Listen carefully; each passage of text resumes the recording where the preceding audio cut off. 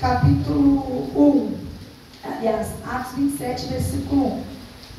Quando ficou decidido que navegaríamos para a Itália, Paulo e alguns outros presos foram entregues a um centurião chamado Júlio, que pertencia ao regimento imperial. Embarcamos num navio de Adramítio, que estava de partida para alguns lugares da província da Ásia, e saímos ao mar, estando conosco Aristarco, um macedônio de Tessalônica. No dia seguinte, ancoramos em Sidom, e Júlio, num gesto de bondade para com Paulo, permitiu-lhe que fosse ao encontro dos seus amigos, para que estes suprissem as suas necessidades. Quando partimos de lá, passamos ao norte de Chipre, porque os ventos nos eram contrários. Versículo 7. Não sendo possível prosseguir em nossa rota, devido aos ventos contrários, navegamos ao sul de Creta, defronte de Salmone. Versículo 9.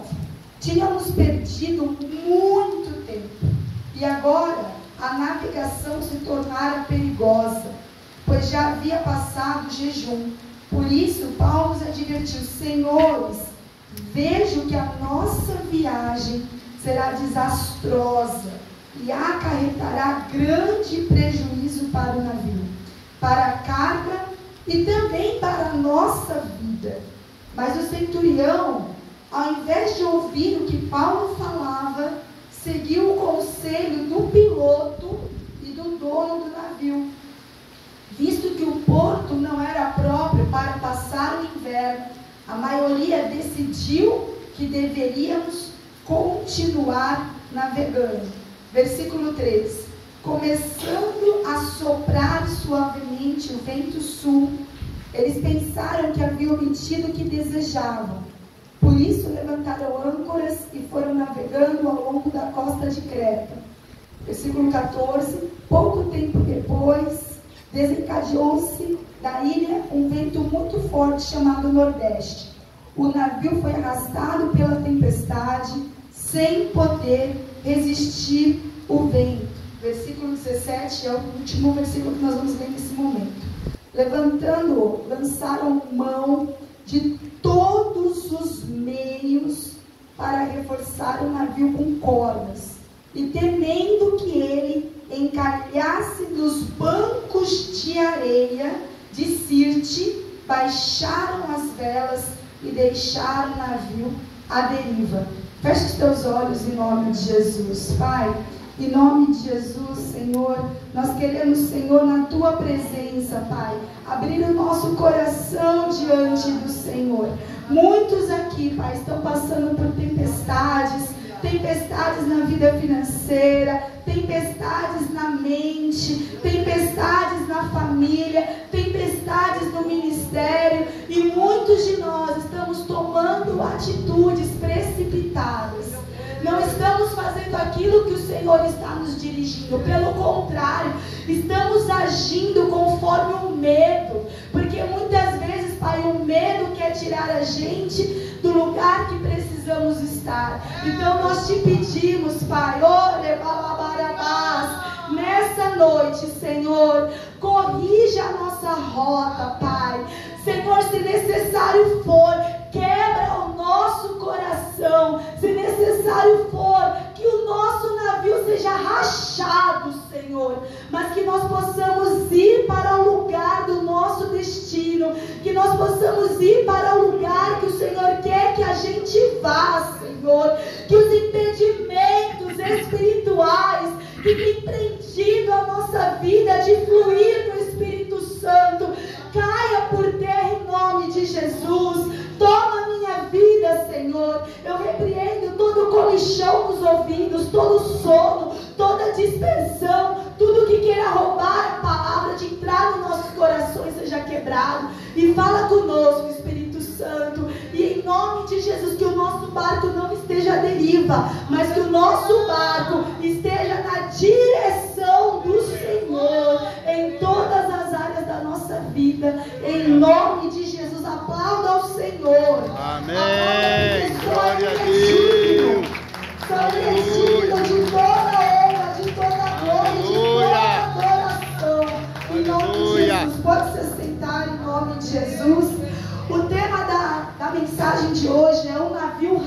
rachou. E eu quero falar para você que às vezes Deus ele vai permitir o navio rachar na tua vida para que você consiga ir para o lugar que Ele já preparou para você. Antes da gente entrar na parte de que Paulo estava no navio, né, da qual ele passou por uma tempestade, eu quero fazer um panorama bem curto de Paulo antes de ele entrar no navio. Antes de Paulo entrar no navio, Paulo estava diante do rei Agripa, lá no Atos 26, depois você pode conferir na sua casa. Ele estava diante do rei Agripa, e ele foi colocado diante do rei Agripa para falar em sua própria defesa. Porque quando Paulo começou a compartilhar a fé com as pessoas, começou a incomodar muita gente. Isso eu já está te falando. Quando você começar a abrir a tua boca, você vai incomodar muita gente. Aleluia! Só que Paulo, como falou no louvor aqui, quando a luz brilhou, tudo perdeu sentido na vida dele. E ele só tinha um sentido: compartilhar a minha fé, independente das circunstâncias e das consequências. E no momento que Paulo abriu a boca diante do rei Agripa, o que uma das pessoas que estavam junto com o rei, chamado Festo, ele falou? Atos 26, versículo 24. A esta altura, Festo interrompeu a defesa de Paulo e disse em alta voz: você está louco, Paulo. As muitas letras o estão levando à loucura. E o Senhor falou para mim: fala para eles, muitos aqui estão sendo chamados de loucos. Quando você toma às vezes uma atitude, às vezes no emocional, as pessoas não conseguem discernir, não conseguem entender o seu estado emocional nesse momento, e falam: nossa, você é um louco, você é uma louca. Só que eu posso te falar, Paulo também foi chamado de louco. Então, se Paulo foi chamado de louco, quanto mais a nós. Porque na hora que a gente está diante de uma situação, que a gente toma uma postura, a Bíblia fala que a fé é loucura para os homens. Então não queira ser certinho. Tem coisas que Deus vai fazer você fazer em meio a uma situação que aos olhos dos outros será loucura. Como que uma pessoa que está diante de um tribunal, diante de um rei, ele começa a falar com tanta autoridade? Por quê? Por que Festo falou: Paulo, você está louco? Porque se você ler o texto do capítulo 26, Paulo começa a relatar a experiência que ele teve com o Senhor. Paulo, diante do tribunal, diante do rei Agripa, começa a contar aquele dia que a luz brilhou, que ele teve a experiência, que ouviu a voz de Deus. Ele começa a contar sobre o testemunho pessoal dele. E aquilo começou a entrar no rei Agripa. Aí o diabo usou o quê? Festo para falar: você está louco. E o próprio rei Agripa falou: olha, por pouco você me convenceu. Por quê? Porque aquelas palavras de Paulo, na verdade, eram as palavras do próprio Deus. Porque nada fazia com que Paulo parasse. E o Senhor está te falando nesse momento: ainda que te chamam de louco, não pare. Não pare, continua. Porque se está incomodando, é porque as palavras estão causando efeito. Por isso que você não pode parar de falar de Jesus. E depois desse momento, o rei Agripa fala: este homem não fez nada que mereça morte ou prisão.